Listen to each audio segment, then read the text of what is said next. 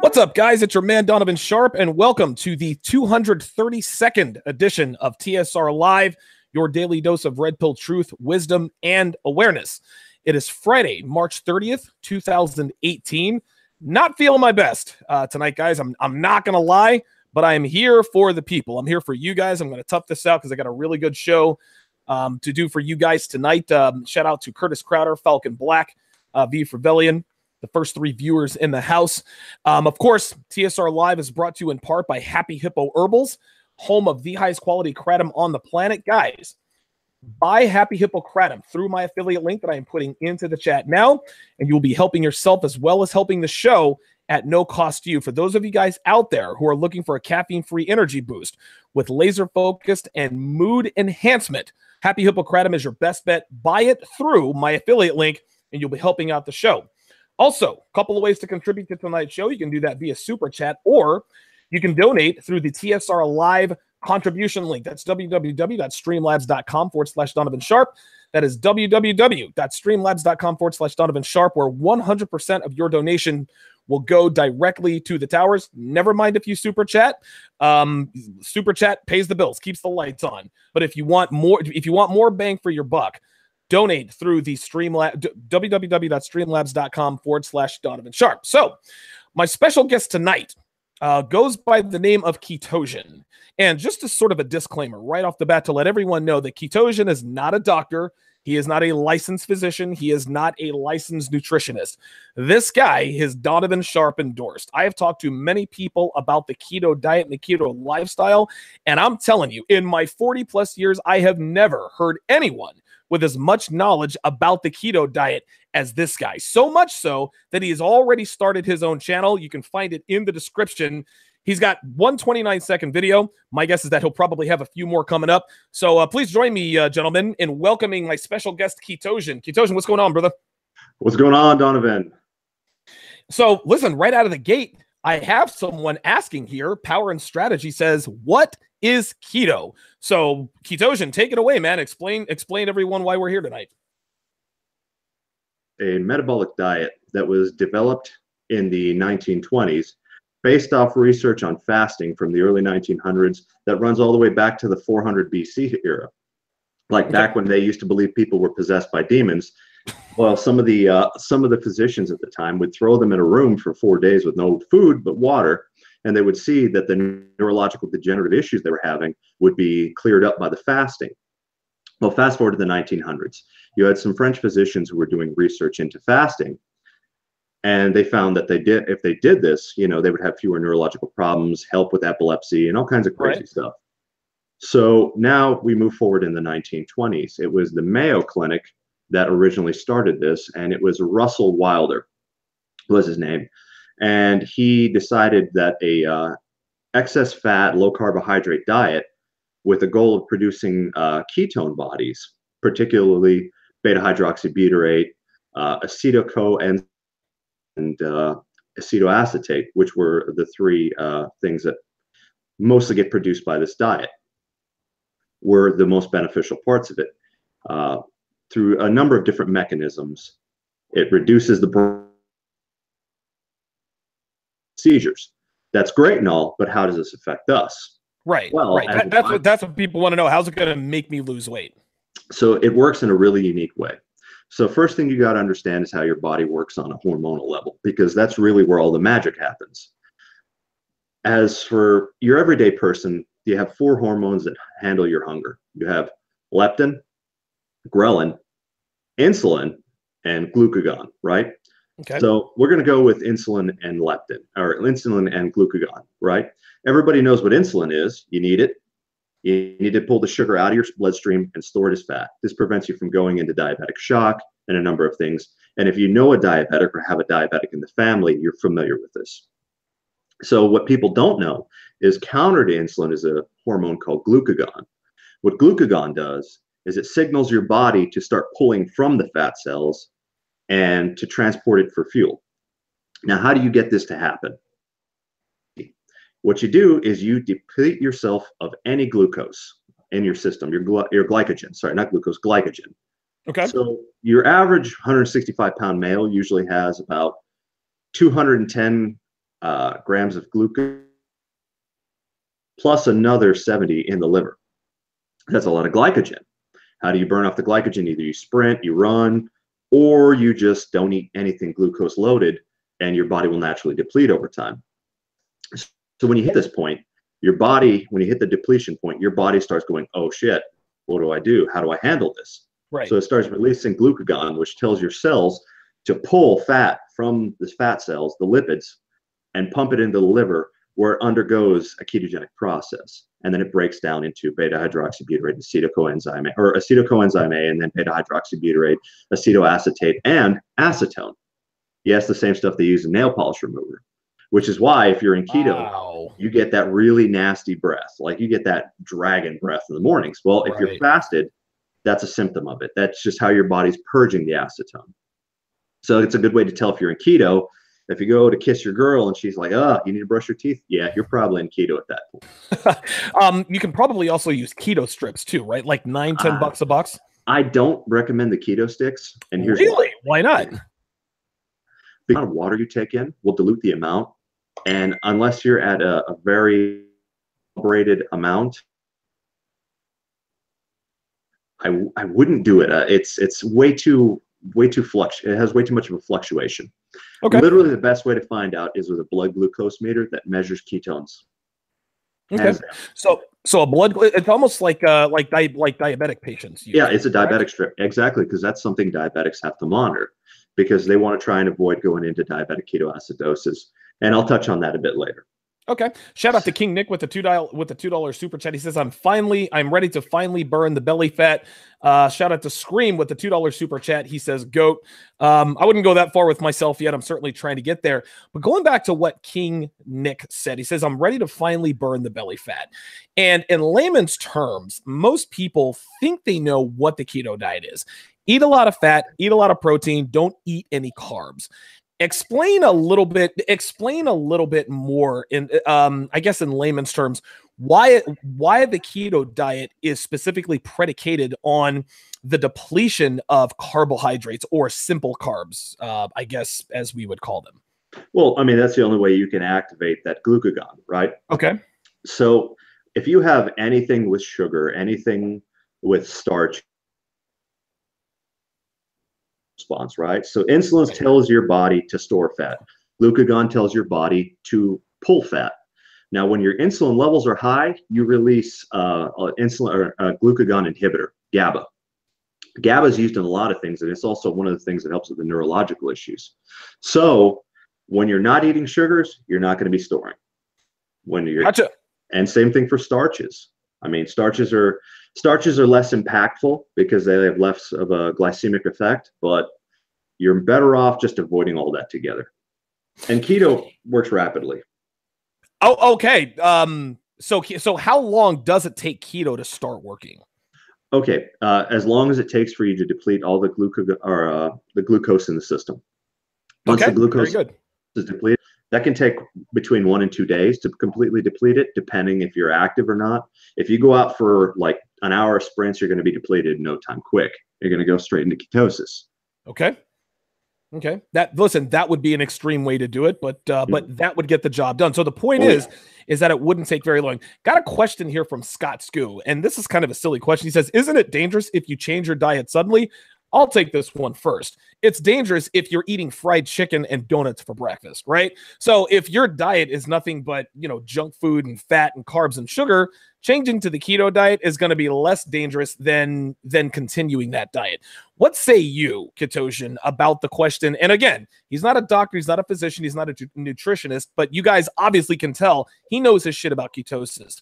So what do you say to the person who says, well, isn't it dangerous to change your diet and just all of a sudden go into ketosis? I actually did it suddenly. I'm not one of those people that can just ease into something. If I try and ease into something, I'm not going to commit to it.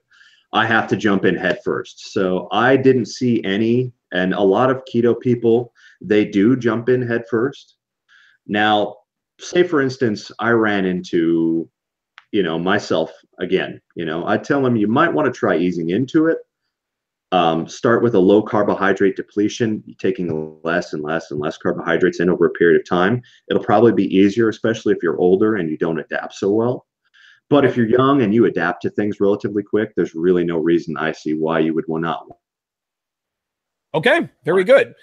Here's a question from V for Villain. He says, I hear keto is different for everyone. Maybe it'd work for me. A lot of people out here think that the keto diet, now, obviously, depending upon your genes and your habits and all this other kind of stuff, but obviously different diets work for different people in different ways. But as far as I'm concerned, the keto diet works the same in every body, just to varying degrees. So is there hypothetically the type of person or body type the keto diet wouldn't work on, or does it work the same way because we're all made the same? Well, okay, so the ones that there actually are some people that it wouldn't work on. Those are people who have problems processing animal fats. Or fats in general. I'm not so sure if the pancreas has been removed because it doesn't create bile and stuff for the emulsion of fat. Not pancreas, but gallbladder. That's what I was trying to think of. You might not want to do it then. If you have any issues processing fats, and I have a friend actually who I tried to get on keto, but his body just couldn't handle it, and he gets intense diarrheal bouts when he was trying it. He couldn't control anything. So his body didn't react well. There are some, but you won't know really until you try or unless you have a doctor that's told you you want to minimize your fats. Okay, very good. Shout out to Taboo Smash with the $2 super chat. Shout out to Miami J, just made an appearance in the chat here. He asks, what kind of diet for a skinny guy who wants to gain? So if you're, I don't know, 140 pounds and you're a 30-year-old man, you want to bulk up, is the keto diet for you, or would you just recommend carb loading? So my first thing was tell them, go get a body mass index test, like a dunk tank or the pod test, which are more accurate than the tape tests and all the pinch tests. Those are not very accurate. Okay. The dunk tank is going to tell you exactly how much visceral fat you have, because you may be a skinny guy on the outside, but you could have a ton of fat in and around the organs, and that's not skinny healthy. Fat. Yeah. Or what one doctor calls them tofu. Thin outside, fat inside, you know? I've never heard that before. That makes sense. Anyway, I would recommend getting that. And then based on that, if you're trying to bulk up, really, I'm not going to BS you. Keto is not for bulking. If you're trying to get big, bodybuilder or power lifter big, go with the traditional lifting diet. Yes. You're gonna bulk up faster that way tremendously. About it. Now you can still build on a keto diet. No two ways about it. Right. And then, of course, if you're in pre-con, now, again, Ketosion, you know a lot of bodybuilders. My guess is that, I don't know, 2-3 weeks before contest, hypothetically speaking, would they go on a keto diet to lean out? Or would they, because again, the keto diet is supposed to help you hold on to the muscle. So if I'm a bodybuilder and I'm bulked up, I'm 285 pounds, oh shit, I'm at 10% body fat, I need to lean down to 3. Would the keto diet work for that purpose? So, no, I don't know of any bodybuilders that have done this. They all do the traditional low fat, carb loaded, calorie restriction, water restriction diets. Now, I was reading a research study that was done done in Korea by Hyung Se-ryu and So-young Cho. I don't remember the place exactly. I found the article on PubMed. It was talking about weight loss by ketogenic diet on the body composition and performance-related physical fitness factors of Taekwondo athletes. So they took 2 groups and they found that the average loss the average lean body mass increased with the keto guys without losing any of the lean tissue. Okay. And there was no negative effects of that. So in theory, yes, you could, because that's one of the good things about keto. Keto has this unique ability. It prevents you from going catabolic. So when your starts to break down the muscle to make glucose and keep it running. But when you're in ketogenic state, you're producing that glucagon, so your body's pulling from the fat stores instead of the muscle. So your body doesn't eat the muscle. That's the advantage to keto. Excellent. So you get to hold on to the muscle and burn the fat. Exactly. I just had to take about 8 to 10 weeks off the gym for a shoulder injury. Yes. I rehabbed it, and then I went right back in pushing the same weight I was 10 weeks ago. That doesn't happen normally. I mean, don't get me wrong. But it's been on the keto diet. Yeah, but it was on the keto diet. If I had been on any other diet, I would have suffered atrophy tremendously. I would have lost a lot of the mass. So Okay, excellent. Got a question here from, or more of a statement from Jack Charles, which leads me into my next subject matter here. He says the keto diet is no joke. It works. The keto flu sucks in the beginning. Let's talk about the keto flu because I think a lot of guys out there would love to try the keto diet, but I think the keto flu scares them off. So, Ketosion, talk about what the keto flu is, what causes the keto flu, how long it takes to get over the keto flu, and what was the third thing? How just go over the keto flu. I forgot the third point I wanted, but just go over, just sort of give us keto flu 101. Oh, the third thing is the keto flu sometimes skips people. Like you don't have to have the keto flu, right? Or is that not true? Okay, so I didn't have the keto flu at all. Okay. So keto flu, what keto flu is, it's a lack of electrolytes in your system. Because when you go into ketosis, your body starts shedding water a lot, like crazy. You'll drop 10 pounds, 15 pounds in the first 2 weeks, but it'll be mostly water weight. Now, mind you, when I started it, I was 315 pounds. I'm 195 I was, brother. Oh, what? yeah. Whoa, wait a minute. You went from 315 to 195, so you lost 120 pounds on the keto diet. Yeah, and just in about a year and 3 months. Jesus so fucking Christ. Okay. Anyway, so back to the keto flu. So keto flu happens because you're not retaining your electrolytes because you're not retaining water. Mm-hmm. So glucose, carbohydrates help you hold water. When you don't have the carbohydrates in your system, you don't hold water. Okay. Plus, you're also in a low insulin state, and insulin tells your kidneys to retain electrolytes. So you're not really retaining electrolytes. So when you do the keto, well, the whole diet is contradictory to everything most people know. You have to take in a lot of salt. I mean, I'm taking 15 grams a day of salt. People will just look at me like, wow. Plus also mineral drops, liquid minerals like magnesium, potassium. Now, the only thing I will caution you is if you take a lot of potassium, never trust a fart. This is just my So where the name Ketosion comes from actually is if you take too much magnesium, you're going to have these keto explosions in the bathroom. So just the ketosions. So when I did it, I didn't have the keto flu because I read up on the causes. So I was consistently salting everything, drinking the stuff, and I completely skipped the keto flu. So to avoid take us back real quick before we get back into the Ketosion thing. So to avoid the keto flu, taking a lot of salt, potassium, magnesium. Exactly. Okay. And and you can actually do it from the potassium. You can get a great source of it from avocados. There's actually more potassium in avocados than there is in bananas. No shit, man. I didn't know that. Yeah. Okay. Another question just came to mind about the keto. Okay. Oh, here's another question by Ben Fast. And this is an interesting question. He's one of our mods here.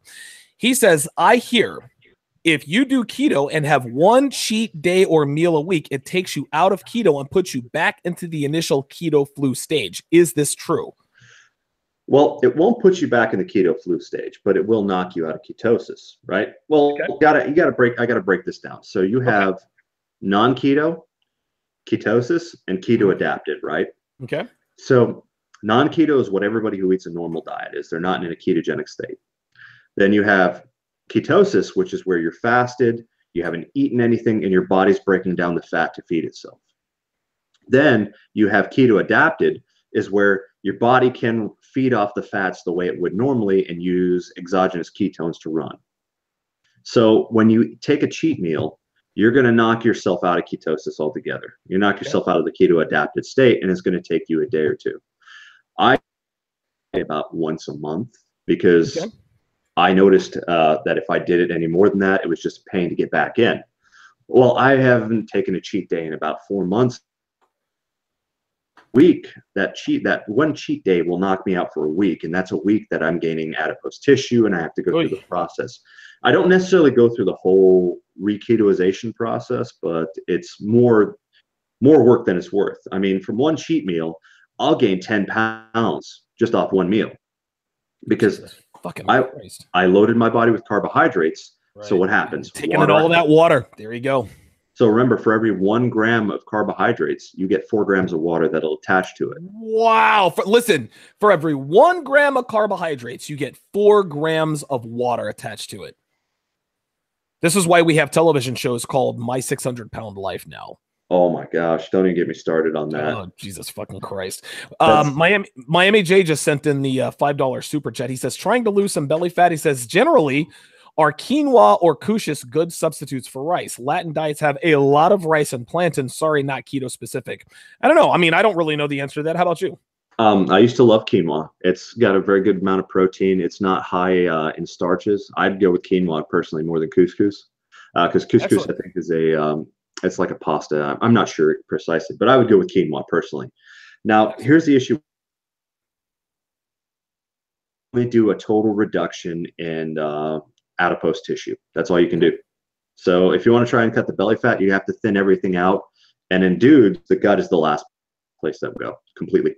Ah, the gut. So okay, so when you're trying to slim down, right? When you're on the keto diet, you're trying to lose fat. The last place on the body you lose fat is the belly. Is that what you're saying? That is absolutely correct. God almighty. And it's so funny. The belly is the most challenging area to lean out. I mean, to lean everything out. Like, I'm a lean guy, but my belly, I mean, I always struggle in and around the belly and the love handle area.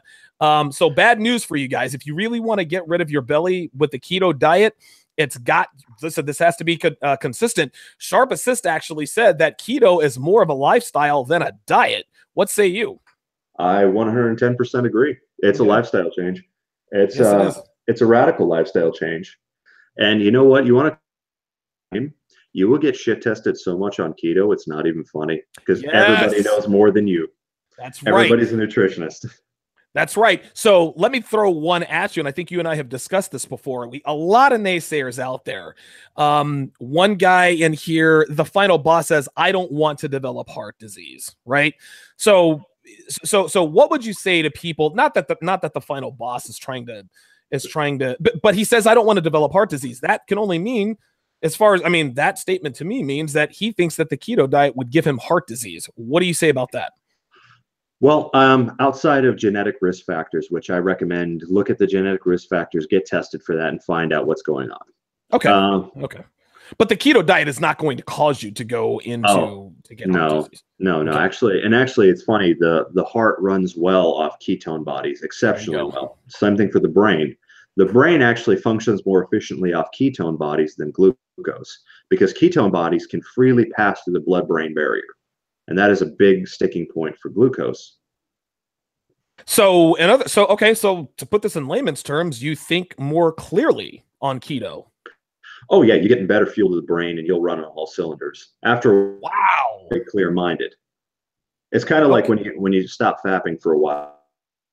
Well, you continually get this with keto. Okay, now that's something I can definitely speak on. I honestly can't remember the last time I jerked off. It's more than 3 years ago, but I remember when I stopped jerking off a month or two in, like, I began to see more clearly. I slept better. I was more, my mind wasn't in a fog, and it sounds like ketosis works much the same way with the brain. It does, and you get some really great side effects from going into keto as well. I recommend every guy get your testosterone levels checked. Yep. Really do it, because we've talked about this. I had mine checked. I'm about 800 or 900 millimolar per deciliter. Yep. So or nanomolar per deciliter. So I forget the term. It's nanograms per deciliter. But you're definitely not one of these soy boys, to be sure. Well, here's why that happens. So if you do a keto diet, you end up taking in a lot of cholesterol. And as soon as you say cholesterol, everybody loses their mind. Oh, no, yeah, heart attacks and strokes, right? Well, it's funny. Well, if you look at it, cholesterol, the Latin word, the half of it, sterol, which is used in steroids. So a lot of the anabolic steroids that come from cholesterol. Testosterone is a precursor to building that. HEA. For ladies, it's estrogen, progesterone. Are both made from that. And a lot of reasons, and all of a sudden they start looking soft and puffy and feminine. That's why their testosterone levels have fallen through the floor. And that's why a lot of these soy guys you start to see them having these issues. It's not so much because the soy, although I have my suspicions on that. Sure. I haven't seen any guaranteed studies on soy and what it does to people, but I cut that out anyway. Absolutely.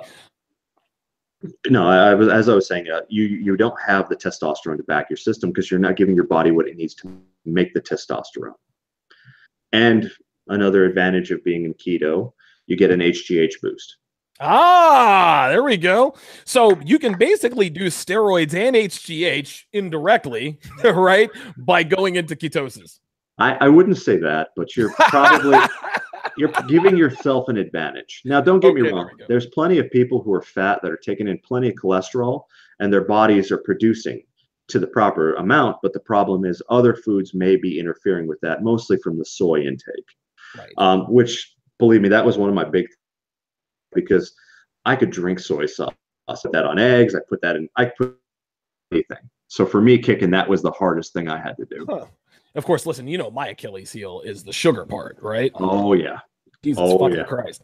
Shout out to Jamie Morales with the $10 super chat. Says, been on keto for a month and some change and dropped 15 pounds so far. Dropped from a 34 waist to a 31. Went from medium shirts to small, and slowly but surely the need or the pain to eat is disappearing. Lastly, keto isn't a tough discipline to stick to. All the foods are really tasty, but you will miss sugar at first. Dude, God damn if he is not right. Holy mother of God. That man is speaking the truth. I can't agree more.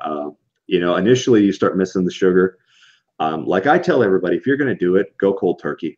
Just go cold turkey. You've told me this several times. Because what I find is when I drink sweet stuff or I eat sweet stuff, I start craving it more, even if it's sweetened with stevia or erythritol or whatever. It's just like, oh, man, I could go for some more of that. And then I realize, whoa, I need to stop it.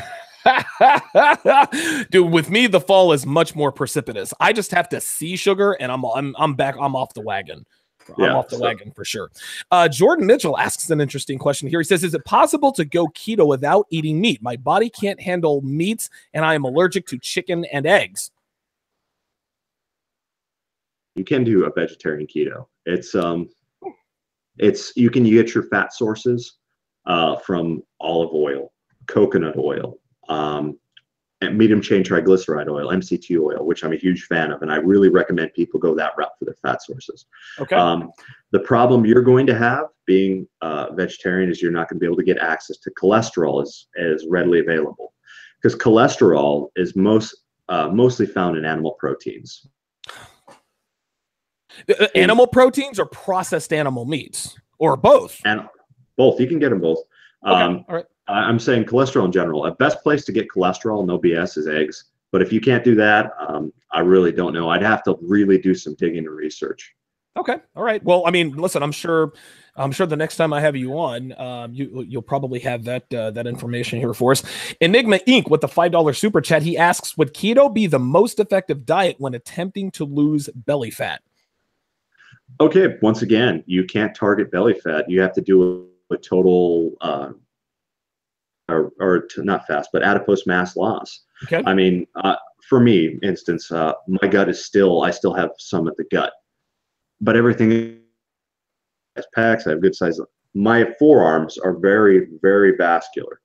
You can see the muscle tissue beneath it, but I still have a little bit of a gut. So it just comes with time. You have to really get your diet dialed in. Time and consistency, man. And listen, you and I have discussed eating your macros, and I think that shows for another day and time. I don't think the discussions that you and I have had, it completely, dude, I'm 40, right? Completely blew my mind. I don't think the audience is ready for that quite yet. I think the next time we have you on, we can certainly start to discuss that. V Rebellion says, do cardio for belly fat and intermittent fasting. That is our next topic here. Intermittent fasting. What are your thoughts on that? Well, I'm about 18 hours into my intermittent fast, so I'm for it. It actually goes really well with keto because of the hunger mechanics. Okay. You can eat, I only eat maybe once, twice a day, and that's over a 4 to 6 hour span. And I mean, 20 hours of the day, I'm not eating anything and I'm running fine. I keep myself in a state of ketosis for. I really recommend it. Intermittent fasting. You get one thing you said to me when we discussed intermittent fasting, I think you said it was either Socrates or Aristotle. One of the great minds from way back in the day said that they used to fast for clarity of mind. Yes. Yeah, because the ketone production. Because your body goes into a ketogenic state and starts producing the ketones, your brain starts running more efficiently on the ketones. Excellent. Excellent. And we covered that earlier. There, that's exactly why. Okay. Yeah. Shout out to Jeremy L with the $5 donation on the TSR Live donation link. Jeremy, I did not see your message. Come into the chat and put it into the chat. Say, hey, this is Jeremy L, and then you can ask your question. Got a question here from Black Green Lantern. He says, Donovan, could you ask Ketosion if he's heard about the book called The Carb Night Solution by John Kiefer? The book basically shows you how to do a refeed on a keto diet. Have you ever heard of that book? No, I haven't, but I have heard of cyclic. What he's talking about is a cyclic ketogenic diet. Okay. Keto cycling, is that what that? Yeah. It's a cycling keto diet. You basically carb backload on success with that. Mm-hmm. But myself personally, it doesn't work for my body because my body is exceptional at making fat. It is very, very, very good at it. So mine it doesn't too, work. dude. Don't I know it? Well, I mean, and it's on a genetic level. Right. It depends upon your genetic makeup. Sharp Assist says, so while you're in a fasted state, right, or while you're on your 18-hour fast, bulletproof coffee with MCT oil, butter, and stevia, does that throw you out of your fast, or is 100% it just knocks you out? Okay. If you're going to drink it, usually drink black coffee and green tea. Okay, black coffee and green tea. Okay. Because the antioxidants in the coffee and the tea are really helpful. There's also a Dutch study. I don't remember what it was. They were saying that caffeine increases blood flow to the midsection when you're in a fasted state. So it's something I'm kind of experimenting with, trying to see if that'll help in that area. But yeah, I would say if don't eat anything. Don't even take energy drinks with erythritol. That'll knock you out of your fast. Yes, you told me that too. So basically just coffee, tea. Don't do, that'll knock you out. You can run herbal teas or just straight black tea. Okay, very good. Yeah, a lot of people, and by the way, drinking black coffee, it's not as hard as some people might think. No. It does take some getting used to, but dude, I would say you probably get used to it about halfway through the first cup. So, for those of you who used to be like me, used to load up my drinks with, all sorts of, sugary creamers and whipped cream and all this other kind of stuff, dude, I can drink black coffee, no problem at all. Here's a naysayer question. I actually had a guy hit me up about this a little while back. He talks about the keto wall. He says, my job, Donovan, is to help people get past the keto wall. The ketogenic diet has its limitations, and when you hit the wall, there's nothing you can do about it. What do you say about that keto wall? As I can hear you chuckling on that. So the keto wall, I've seen this in a lot. So the keto wall happens when people don't have their macros dialed in. Okay. They do lazy keto. They just half-ass it, and they get some results, and then eventually they hit a level of equilibrium. Before you go on with that, define. Carefully. Go ahead. I'm sorry. Go ahead. You still there? Yeah, I'm still here. Anyway, go ahead. No, so the keto wall is basically you hit a plateau. You stop losing. You're not going anywhere. So when I have my diet dialed in pretty extensively, most people will do a 75% fat, 15% or 10% protein, 5% carbohydrates, something to that effect. Okay. Maybe my math is off on that one. I think it's 75, 20, and 5. That's what most people do. Okay. I'm on a 65% fat, 30% protein, and a 5% carbohydrate. Hardcore. Guys, this guy is hardcore on the macros. This guy eats sticks of butter. Shit, man. No shit. And no kidding. I actually sit there and I'll eat blocks of butter to hit my fat numbers. And so it gotten to the point where I can actually taste the difference in butter. I'm like a whiskey connoisseur with butter. It's like, oh, this is good vintage. No, all joking aside, people who hit the keto wall, that's because their macros aren't dialed in right. And all they have to do is just adjust their macronutrients one way or the other. Who knows? You may actually need more carbs to start back losing again. Okay. Now, you said something, listen, you said something interesting. Lazy keto. Define lazy keto. And I think we're all guilty of this at some point. But if you would define it for us. Oh, you know lazy keto pretty well, because when we first started talking, you were on it. Yes, lazy keto is just eating fats, not eating a lot of carbs, and a lot of protein. You know, that it's just kind of just falling within the guidelines, but not really having the diet dialed in. You know. Okay. So and this comes with the counting of the eating your macros, and that's dude, that's going to be a show for another day. Oh yeah, I can dive into that. I mean, I remember a couple Saturdays ago we talked about that for a solid half an hour, 45 minutes. Oh yeah, it was crazy. So Jeremy L has made an appearance in the chat. He says, "What is the best hour for intermittent fasting? For example, 16 fasting to 8 eating, or any other hours." Great show and info. Have a great and blessed weekend. So what do you suggest the time frames are for a 16 to 18 hour intermittent fast? What are the best hours for that? Okay. So I'm experimenting with that myself right now. There's a lot of great YouTube channels that talk about intermittent fasting. Yourself. For me, for my body, and now remember, you got to play with your body and find out what your body likes for intermittent fasting. And that's what a lot of this comes down to. This is why I advocate a lot of personal responsibility with knowledge and learning. Learn how the diet works. Don't just know that it works and that you only have to do these things and it'll work. You learn how the diet works in its entirety. When it stops working, you can make tweaks and make it work again. Okay. This kind of falls back to our hitting the wall thing. So with intermittent fasting, for me personally, I don't eat past 8 a.m. You know. Okay. I work an odd shift. So okay. So let's flip the clock. Okay. Let's say you worked a day shift, so you don't eat after 8 p.m. Yeah, I don't eat after 8 p.m. So usually what would happen is I would start, work at 8, 9 o'clock in the morning. I would wake up around 5 or 6. I'd go to the gym. I'd lift. I wouldn't eat anything. About 1 or 2 o'clock in the afternoon, maybe 3. Okay. And between 3 and 8, that's when I would eat, and I would not eat past 8 p.m. Done. Okay. That sounds pretty simple. So I really don't think that there are optimal. I don't think there's an optimal or inoptimal time frame, if that's even a word. I think if you pick a schedule, you have to stick to it. You have to fast for the same 16 to 18 hours every day. You can't keep moving it around. Does that sound accurate? Or yeah, that sounds about right, because your body, the feeding schedule will actually become part of your circadian rhythm. So that also governs your sleep cycles. But if you eat at the same time every day, your body will develop a response which will produce ghrelin, which is the hormone that makes you hungry, at that time every single day.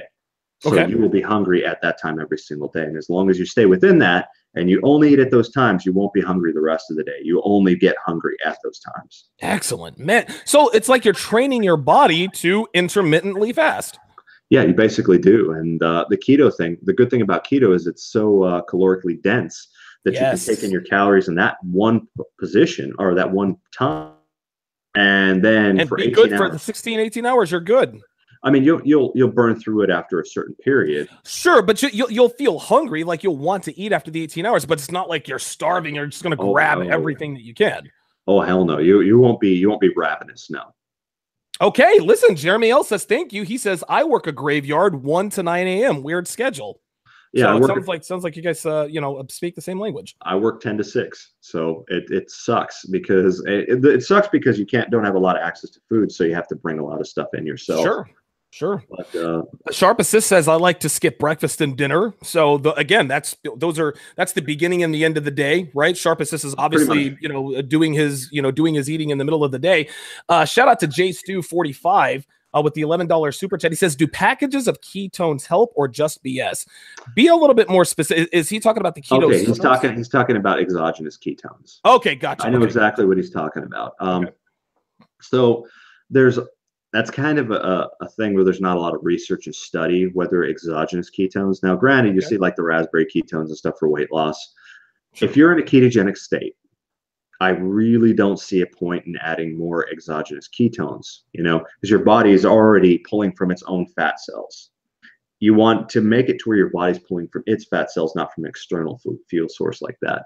Now, don't get me wrong, you're going to get ketones in MCT oil, which I'm a huge fan of, but not in the same manner as if you went with one of these, which is just going to be a straight. Another thing I've warned people about, just because it says keto on the label doesn't mean it's keto. Oh, of course not. Of course not. And that's another thing I'll tell people. Read every single label. Don't just read the nutrition facts. Also read the ingredient list, because there's one from BPI. It's called Keto Creamer or something like that. One of the main ingredients in that is dextrose. And Donovan, we talked about dextrose to some extent, particularly with Crystal Light. Yes. It's funny. You look at all these things. There's like 99 different names for sugar. There's a lot of starches that can turn into sugar compounds in things. Maltodextrin, dextrose. There's artificial sweeteners like mannitol that'll spike your insulin. Okay. Knock you out of keto. Just because it says sugar-free doesn't mean it's keto. Just because it's sugar-free doesn't mean it's keto. I think that to me, that's probably the statement of the day, because we all get misled by certain labels. Oh, it's keto free or it's keto or it's sugar free. Well, when you have compounds in these sugar free foods that can turn into sugar compounds, that's counterproductive. So you don't get the pleasure of tasting real sugar. It tastes kind of awful, but you're still being punished for eating sugar. Does that sound about right? Pretty much. Okay. And what I find is if I eat sugar, I get a migraine. I get a sugar hangover. It's terrible. Oh, God, no. You know what? Honestly, I wish, and someone from Alabama is calling. I have no idea who the hell that is. Dude, I haven't been to Alabama in like 20 years. Anyway, shout out to Miami J with the $5 super chat. Says, very interesting show. Thank you both for the excellent content, but I think I'm just going to do the liposuction diet after I move. I'm going full keto. So Miami J, looks like Miami J's got his plan. A shout out to Juan De La Cruz with the $1 super chat. He said something earlier. He says, fasting is pretty easy on keto. You are just not that desperately hungry anymore. And then he says, get MCT oil. Can MCT oil, is there as much fat in that as butter? Can you eat your macros through MCT oil? What are your thoughts on that? Actually, I prefer MCT oil because it's flavorless. Chug the stuff, really. Wait, hold on. Back up, because you broke up. You said you prefer MCT oil. Why? Over butter. Okay, because you can just chug this stuff. Yeah, it's flavorless. It's tasteless. It's colorless. I mean, you can add it to dishes. After it's been cooked, don't add it before, because when you cook it, you're going to damage the medium chain triglycerides. Got it. Okay. It's a little bit pricey. Butter's a lot cheaper, but the advantages of MCT oil are vastly superior to butter, unless you're turning the butter into ghee. But then you're spending time instead of money, and time is valuable. Time is absolutely money. Yeah, I will spend money. I'll spend money to save time all day long. I mean, dude. I'm 40 years old, man. Jeremy L, two odds. I can't pronounce that. It says two odos of bowls or whatever. Says no more Crystal Light for me. Ray Lloyd asks, what's a good MCT oil brand? I mean, I've tried a couple different ones from GNC. They're all pretty decent. You can get them on Amazon relatively cheap. There you go. A lot cheaper than you will from GNC. Just find one that's it's made from coconuts. Because MCT oil is basically fractionated coconut oil, correct? Basically, your average coconut oil, raw virgin. Okay. Basically refine out the MCT and then put it in the jar. That's why it's so expensive. Okay. So coconut oil is not MCT oil. You have to buy the MCT oil. Yes. You'd have to eat a lot more coconut oil to get the amount of MCT you want. And MCT is a very efficient fat fuel. Okay, very good. So MCT oil is greater than coconut oil. Coconut oil is greater than fat, or would butter be before coconut oil? It's kind of a 50-50 on that. I really Okay, haven't thought about it to that extent. I mean, I but would say if you're butter, you might but want but to but MCT process it. oil blows them both away. That's what it Yeah, sounds like. MCT Okay. oil is the best route to go. If you want the best experience, go MCT oil. Okay, It, excellent. That it's more is palatable. It's way more palatable. well, yeah, I would certainly say so. Um, I've got a $5 super chat here. My thanks goes out to JM Kincaid. Seven says, Donovan, I love the show on tonight's topic. Could you briefly talk about cold potatoes and resistant starch as it relates to keto? So, Ketosion, what are your thoughts on that particular statement or question? Okay. Potatoes are resistant starch to keto because all starch chains go through the same route and end up becoming glucose. Okay. So I honestly don't know. I would have to look that up. But I mean, as far as I know, starches go into, glucose. They become glucose. And glucose is bad for keto. It is if you're taking it externally. Now, the body can make its own glucose. It's crazy. It has a technique called gluconeogenesis, where it takes the amino acids from the food that you've eaten and the glycerol from the fat and combines them to make glucose. Because glucose is required in some functions. Okay. It's just that it's not required externally from an external source. Gotcha. Sucrose is not required to run. Okay. Okay. Miami J asks an interesting question. He says, not the one we use for anal lube, though, right? The answer is right. This is exactly the same stuff. The MCT oil, coconut oil, guys, MCT oil and coconut oil, Ketosion just explained the difference between that.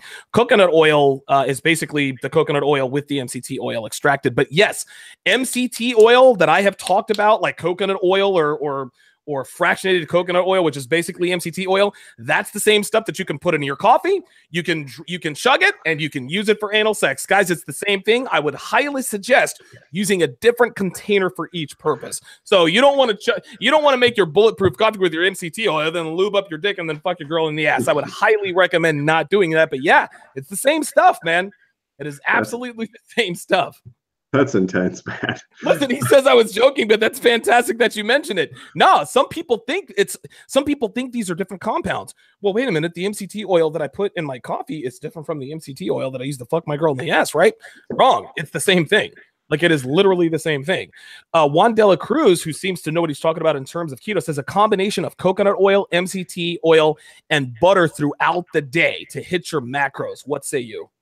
Yeah, if you want to do that, I generally tell people don't do the multiple small meals because anytime you eat something, you do have an insulin response, right?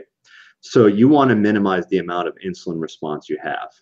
Okay. Now, granted, this also brings in some issues with protein, but remember, the amount of fat, it'll offset and actually slow protein synthesis inside the gut. Okay. That's why a lot of bodybuilders eat lean protein, especially post-workout, because the fats will actually slow down the protein absorption process. And you want to absorb protein as a bodybuilder to build more muscle. Exactly. But they're working on a different function altogether. Post-workout meals, I'm not a huge fan of them because it takes upwards of like 2 hours for your body to process proteins. Even the fastest pre-digested whey protein takes time to process, and it wouldn't fall within a within a bioavailable window. So really what they're trying to get is the insulin growth factor 1 spike. So that's a whole nother mechanic altogether. Yes, that's a whole and listen, IGF-1, that's bodybuilder talk. Guys, that's definitely fitness talk. And again, we can get into that on another on another show, because I think that you have a lot more to offer in that regard. King Nick with the $5 super chat says, great stuff. Do you have any meal or cookbook recommendations for sticking to a keto diet? So basically what he's asking is, what ingredients do we need to buy? Is there a cookbook? What do you recommend? So I'm a natural cook. I love to cook. I was 300 pounds for a reason. There you go. So for me, I don't really do cookbooks. I mean, there are some good YouTubers who do keto cooking.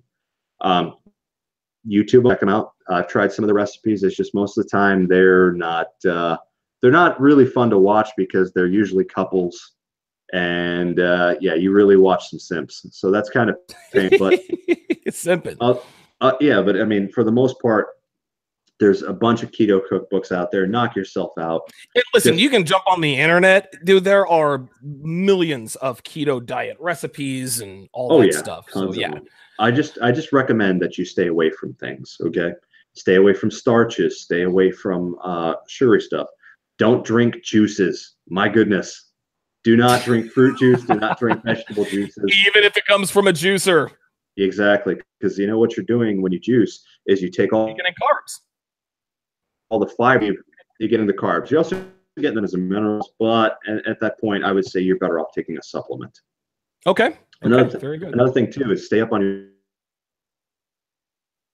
Stay up on your what now? Probiotics. Okay, gotcha. Okay. Yeah, and you can also use that. You can also get probiotic supplements as well. Yeah, that's what I do mostly.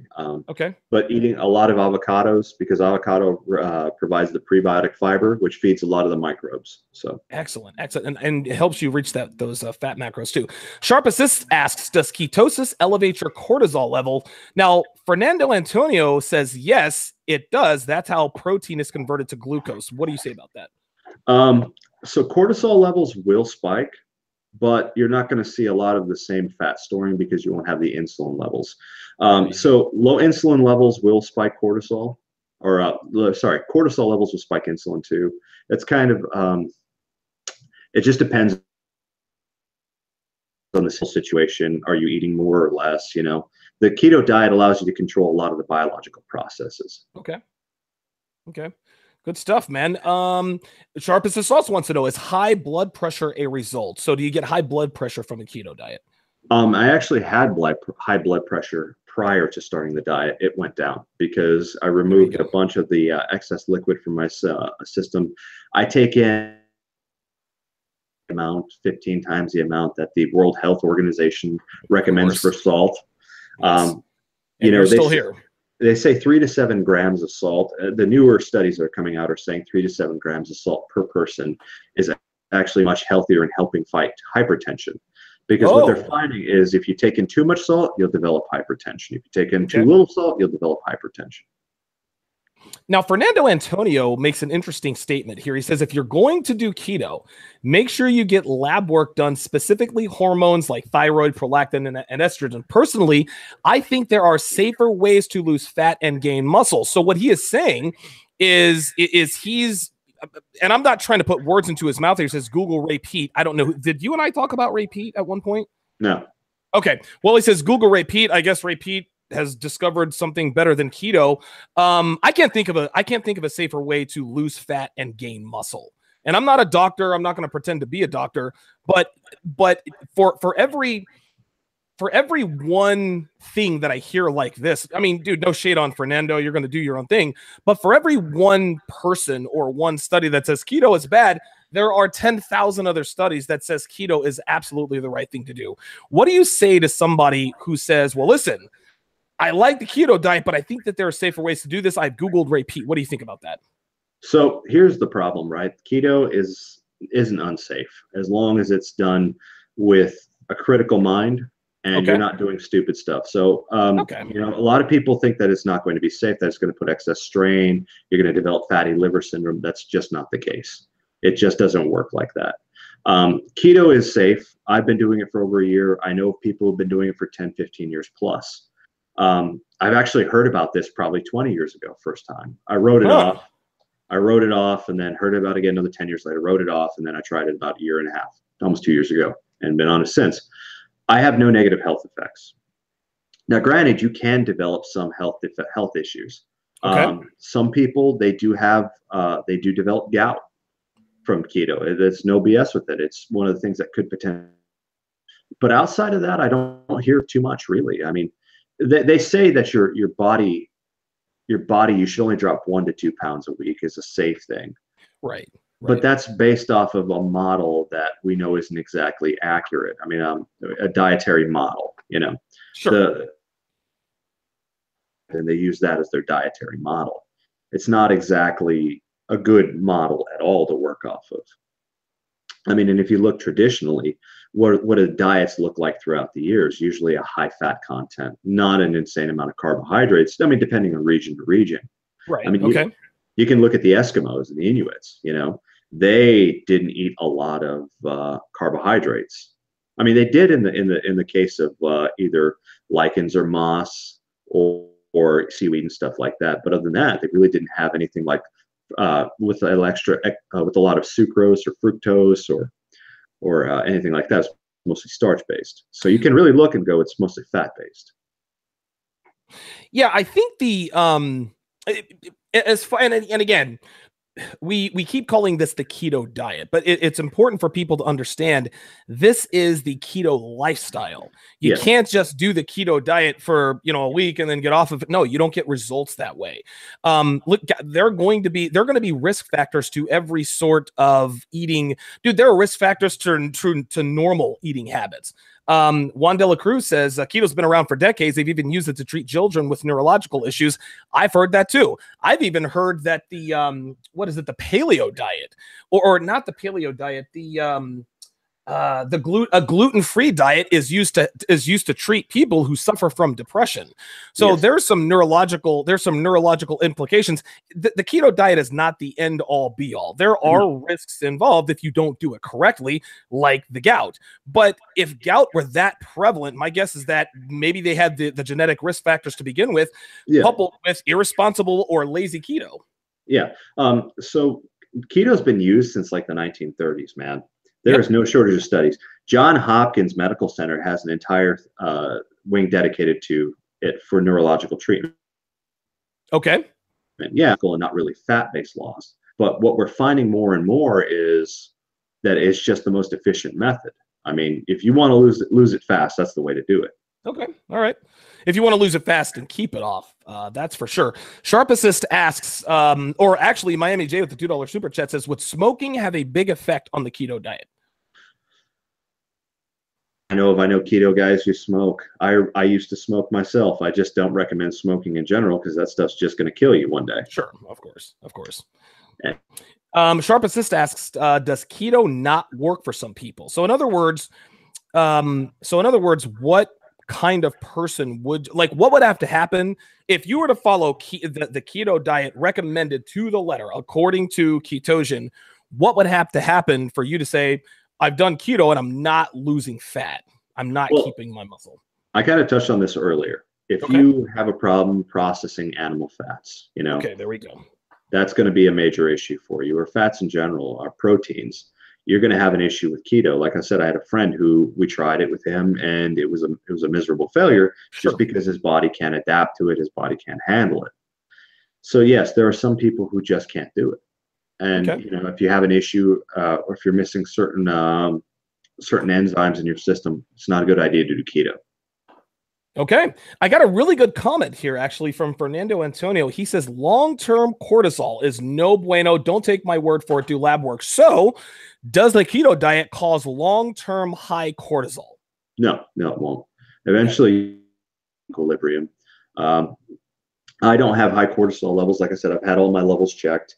My serum cortisol is within a reasonable figure. Stressful environments too. That's going to raise your cortisol. And listen, Fernando's actually given good advice here. Listen, guys, dude, get your lab work done. And I think your lab work done would probably go a long way in telling you just how effective the keto diet would be if you were to try it. So, I mean, I think that's sound advice from Fernando. Listen, man, I mean, I agree. If you're prone to having high cortisol, long-term high cortisol, if you're prone to gout, if you have a family history of gout, the keto diet's not going to be for you. By the same token, you're getting all your blood levels checked, so at least you know where you are health-wise for sure. Yeah, I mean, I would say if you really want to know, get your lab work done. If you can, do a metabolic rate test. They suck. Or you can use a calculator, which has about a 10 to 15% deviation. Okay. Which won't get you right on the numbers, but it'll get you close enough to where you can start tweaking to get the best efficiency out of it. And get your body composition figured out, find out what it is. Just because or you don't have a lot of fat on the outside of the body doesn't mean you have don't have a high body composition. At one point, I went with a guy who was 145 pounds. We both went and got our 215 pounds. I had 24% body mass. He had 32% body mass. Wow. Yeah, and listen to this. Juan de la Cruz said something that you said multiple times in our conversation about a week and a half ago. You will always have to make adjustments. And the reason you know you have to make adjustments is by getting your blood work done, figuring out how your body feels. What do you say about making adjustments? Because you can't just rinse and repeat when it comes to this stuff. Well, no, because your body, you're in a constant battle between optimization and adaptation, right? There you go. There you go. So I'll tell you right now, my body will adapt. It'll get comfortable and then it'll stop. So I have to change things. Your body is so insanely adaptable. That's why one of the reasons why the low caloric intake diets fail miserably. So take, for instance, if I put you, Donovan, say on 1,000 calories a day, right? Holy shit. Yeah, I know that's horrifying.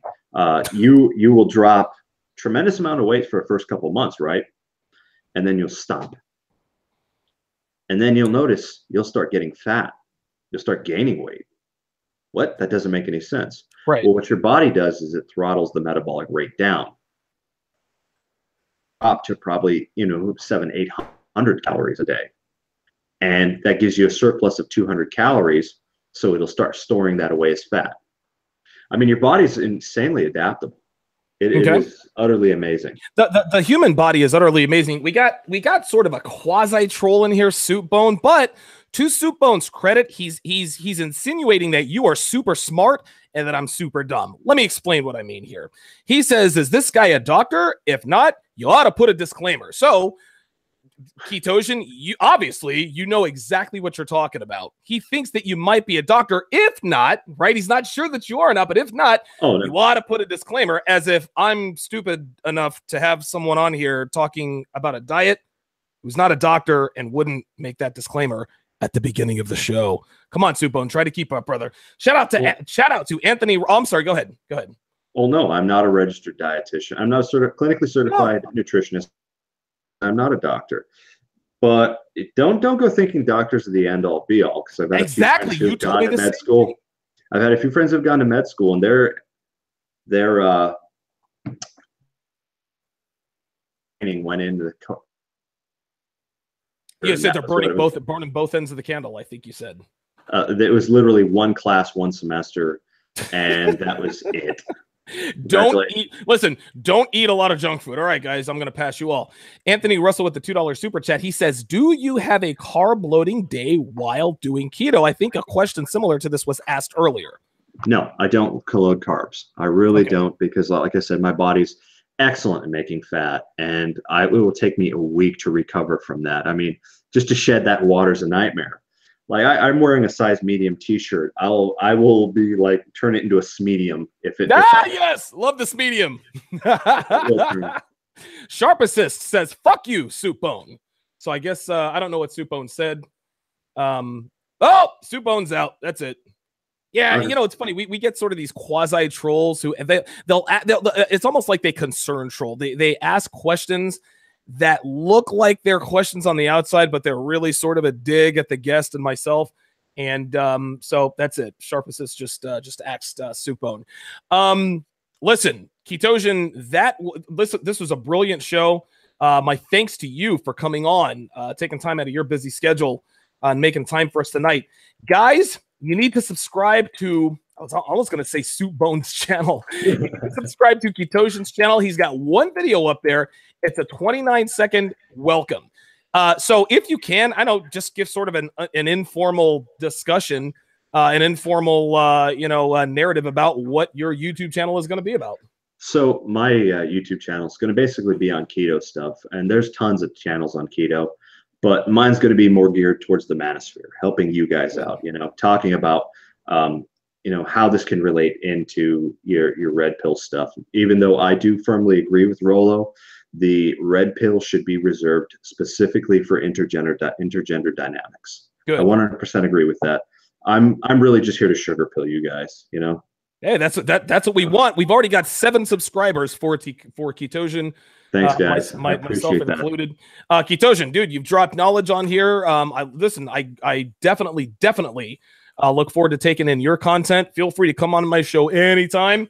And we'll talk to you another time down the road, my friend. Exactly. And I'm going to be watching what you're eating. So. Oh, shit, man. That's right. You follow me on Instagram. Yeah, that's why you get that random text message. Hey, bro. Right. That's going to do it for this edition of TSR Live, guys. We will talk to you Monday.